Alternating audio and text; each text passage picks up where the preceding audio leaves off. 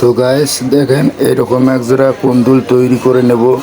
তার জন্য স্বর্ণ গালিয়ে নিচ্ছি, আপনারা দেখতে পারবেন।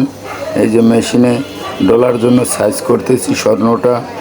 এখন মেশিনে ডলিয়ে পাত করানো হবে।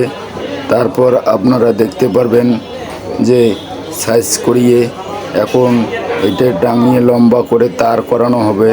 তার করার পর আবার মেশিনে দিয়ে চিকন চিকন করা হবে। এই যে যন্ত্রীতে চিকন করে নিয়ে তারপর আপনারা দেখতে পারবেন পেঁচিয়ে নিলাম এখন পোড়া দেওয়ার জন্য।